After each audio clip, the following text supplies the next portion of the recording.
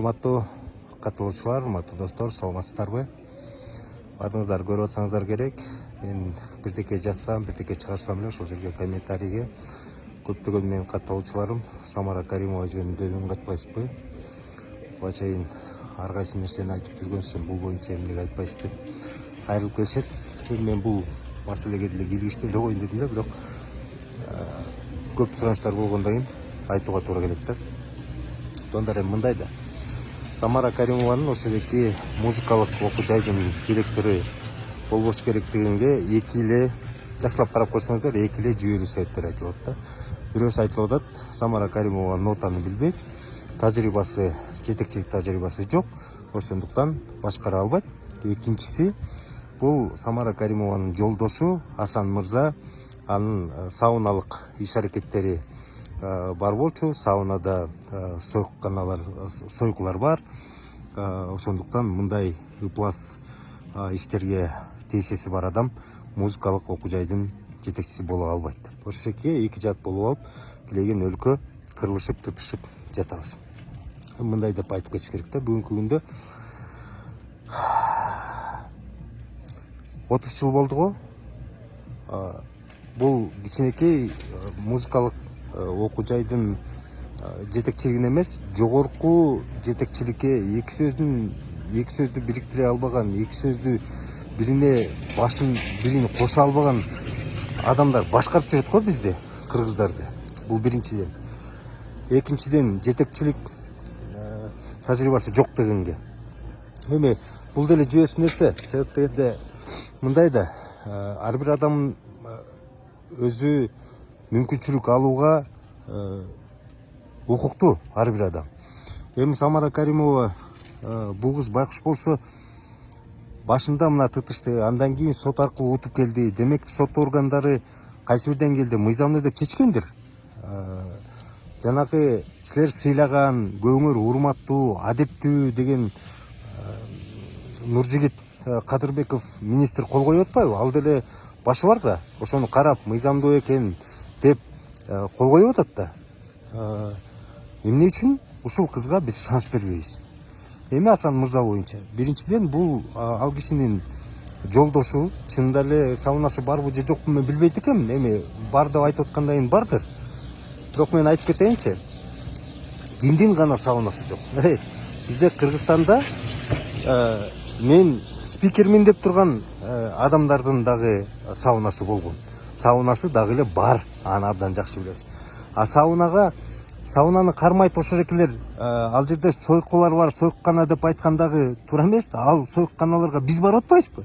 Өзүбүз барып, өзүбүз жуунуп, анан ошол жерге сойкуларды чакырып атпайбызбы, эркектер?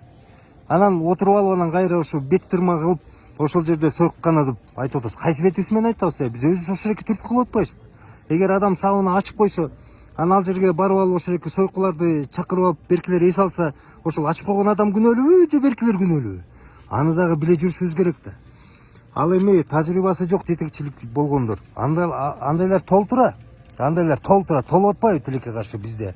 Дароо эле асмандын башына секирип кеткендер да толуп атат. Бирок ошонун арасында жакшы жетекчи болгондор бар да. Мисалы мен айтып кетейин, мынакей Ибрагим Кожоназар Жунусов ырчы болуп жүрүп депутат болдубу? Депутат болгондон кийин мен ойлойм, жаман эмес депутат болду. Жакшы депутаттардын бири болду. Андан кийин вице-премьер болду. Керек болсо ошол ырдап жүрүп, ырчы болуп жүргөн адам аягы келип ошол мин культураны, маданиятты жетектеген депутат, министр болду. Жакшы министрлердин бири болду. Андан кийин көп жыл элчи болду. Ошентип жүрдү да, көрсөтө алды го.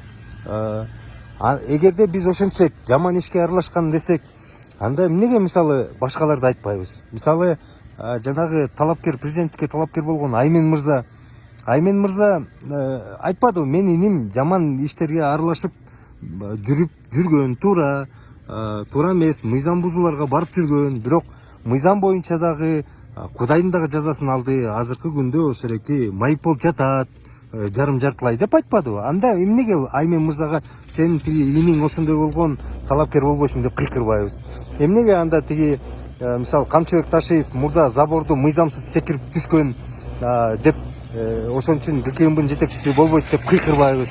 Эмнеге тиги Садыр мырза түрмөдө жаткан киши анан келе калып эле бат эле бир замат актала калып президент боло калды деп кыйкырбайбыз. Мисалы кош стандарт болук да туурабы мунун баары. Анда баарын чукуп отуруш керек. Эмнеге мисалы тиги Өмүрбек Черкешевич бирдекени сүйлөп баштаса анда жабыла калып сен тиги жанагы берки окуяларга аралашың бар, сен такыр сүйлөгөнгө укугуң жок деп кыйкырбайбыз. Ошондой да чукуй берсек, туугандар, чукуй берсек баарыбызга чыгат да. Бул жашоодо биздин ушу поколение, биздин доордогу адамдарга баарына чукуй берсе табылат. А эми Сабана Каримовадан ошондон бөлөк, Асан мырзадан бөлөк эчтеке табылбай калдыбы? Бергиле да мүмкүнчүлүк бул кызга. Бергиле, иштеп көрсүн. Жокто иштетип көргүлө да. Иштесин бул кыз. Көрсүн. Балким ошол музыкалык мектеп бул кыз менен бага ачылып кететтир. Берип көрсөңөр, иштетип көрсөңөр, көрөсүздөр.